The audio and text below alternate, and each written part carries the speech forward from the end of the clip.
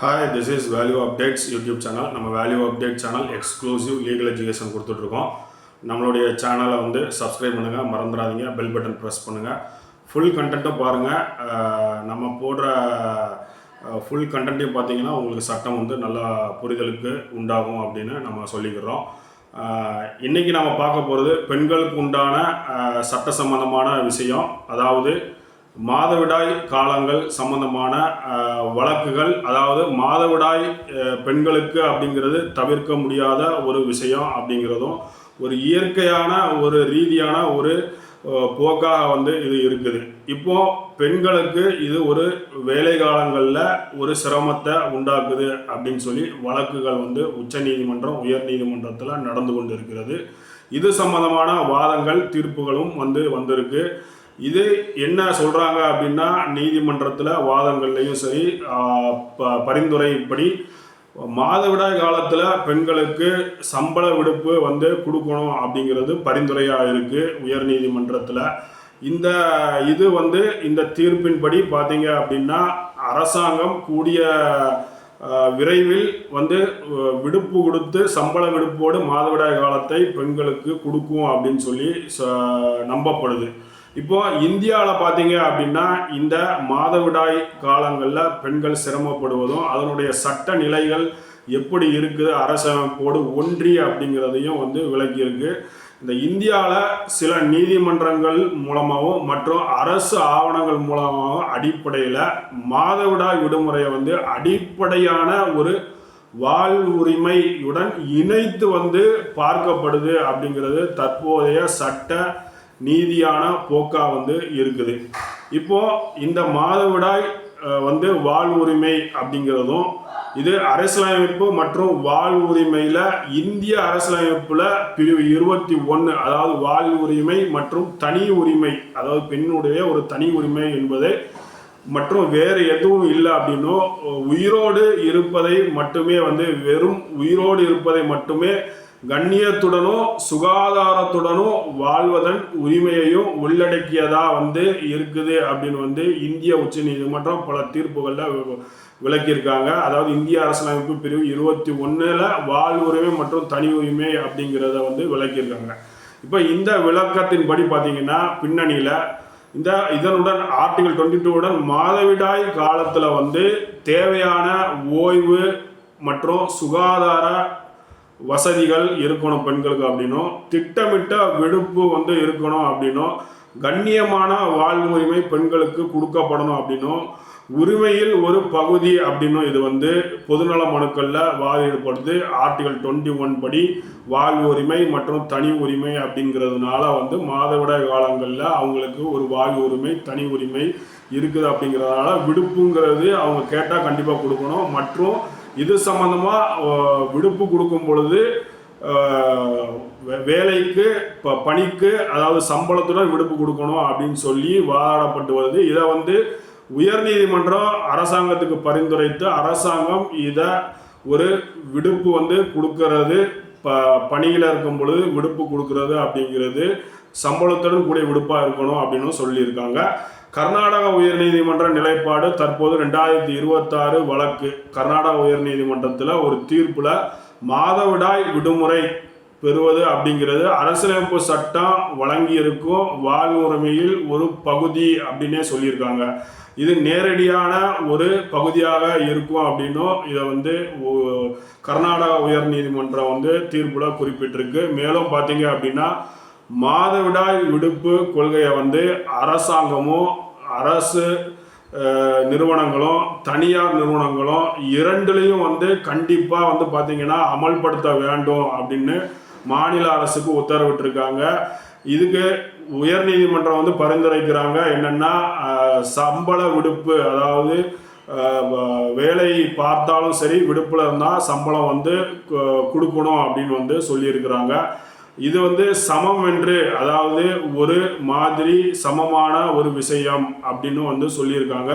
நீதிமன்றத்தில் தீர்ப்பு முக்கியமான கருத்து என்னென்னா ஆணுக்கும் பெண்ணுக்கும் சட்டத்தின் முன் சம உரிமை இருந்தாலும் கூட, ஏன் அப்படின்னா பெண்ணுக்கு மாதவிடாய் விடுப்பு கொடுக்கறதுனால ஆண் பெண் அப்படிங்கிற இது வருதுனால ஆணும் பெண்ணும் வந்து சட்டத்தின் முன் சம உரிமை இருந்தாலும் கூட உயிரியல் ரீதியாக வேறுபட்டு இருக்கிறாங்க அப்படின்னும் சமத்துவத்துக்கு முரணானது அல்ல இந்த விடுப்பு கொடுக்கறது அப்படின்னும் அந்த வேறுபாட்டை அங்கீகரிப்பது தான் உண்மையான சமத்துவம் என வலியுறுத்தியிருக்கு நீதிமன்றம்.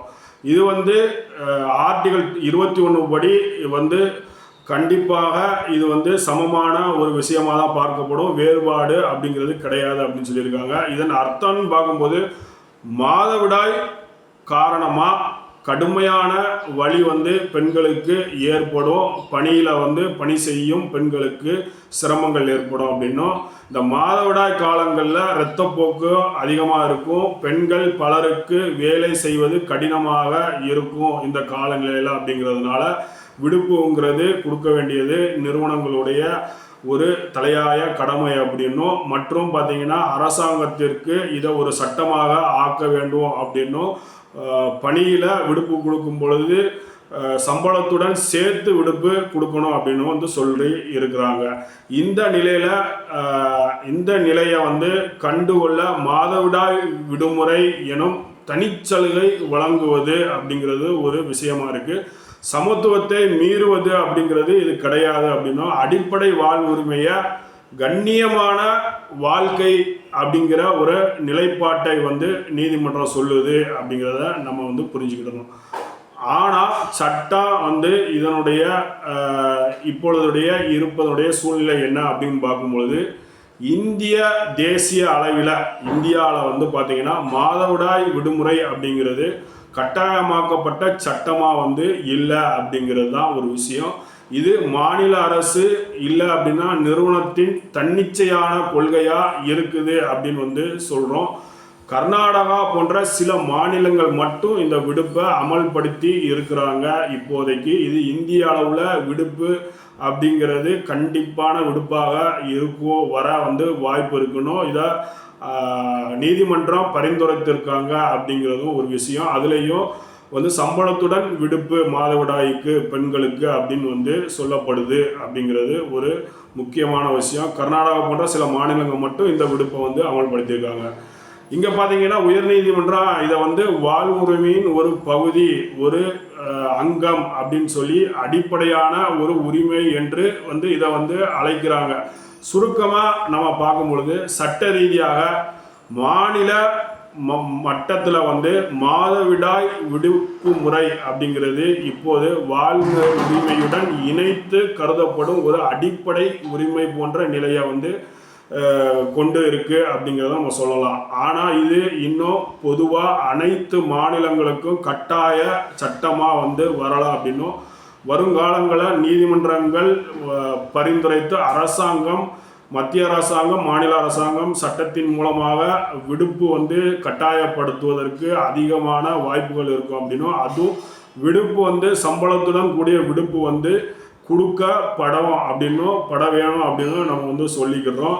இது வந்து சட்டத்தின் முன் பார்த்தீங்க அப்படின்னா பெண்கள் கடினமாக காலங்களில் அவங்களுடைய உரிமைகளையும் வாழ்வாதாரத்தையும் பெருக்கிக் கொள்வதற்கும் அந்த சிரமங்களை தவிர்ப்பதற்கும் வந்து ஏதுவாக இருக்கும் அப்படின்னும் உயர்நீதிமன்றம் வந்து சொல்லுது இந்த தீர்ப்பில். அதனால் இது ஒரு நல்ல முன்னெடுப்பாக இருக்குது அப்படின்னும் கர்நாடக உத்தரவு கர்நாடகாவில் அமல் இருக்கிறது இந்த கட்டாய விடுப்பு அப்படிங்கிறத நம்ம வந்து சொல்லிக்கிறோம். இது மேலும் இந்திய அளவில் அனைத்து மாநிலங்கள்லேயும் இந்த மாதவிடாய் விடுப்பு அப்படிங்கிறது முன்மொழியப்பட்டு அனைத்து மாநிலங்களும் அரசாங்கத்தின் மூலமாக வந்து அரசாங்க நிறுவனமும் சரி தனியார் நிறுவனமும் இதை வந்து முன்னெடுப்பார்கள் அப்படிங்கிறதுல எந்த ஒரு சந்தேகமும் இல்லை. இது கூடிய விரைவில் நடக்க போகுது. நீதிமன்றம் மூலமாக, பரிந்துரை மூலமாக, உத்தரவு மூலமாக அரசாங்கம் நிறைவேற்ற இருக்கிறது அப்படிங்கிறத நம்ம வந்து தெரிவிச்சுக்கிறோம். நம்மளுடைய சேனல் வந்து எக்ஸ்க்ளூசிவ் லீகல் எஜுகேஷன் மக்களுக்கு கொடுத்துட்ருக்கோம். நம்ம சேனலை வந்து சப்ஸ்கிரைப் பண்ணுங்கள், பெல் பட்டன் ப்ரெஸ் பண்ணுங்கள். நம்ம போடுற கான்டென்ட் வந்து உடனுக்குடன் உங்களுக்கு ரீச் ஆகும் அப்படிங்கிறத நம்ம வந்து சொல்லிக்கிறோம். ஸ்கிப் பண்ணாதீங்க, ஃபுல் வீடியோ பாருங்கள். சோசியல் மீடியாஸில் ஷேர் பண்ணுவதன் மூலமாக உங்கள் மூலமாக மக்கள் அனைத்து சட்டப்பதிவுகளையும் நம் சேனல் மூலயமா வந்து பார்த்து தெரிஞ்சு கொள்வார்கள். சட்டம் அப்படிங்கிறது ஒரு அடிப்படை உரிமையாக, அடிப்படையில் அனைவரும் சட்டத்தை தெரிந்து இருக்கணும் அப்படிங்கிறது கட்டாயம். சட்டம் தெரியவில்லைன்னு யாரும் சொல்ல முடியாது அப்படிங்கிறத நம்ம தெரிவிச்சுக்கிறோம். மிக்க நன்றி, வணக்கம்.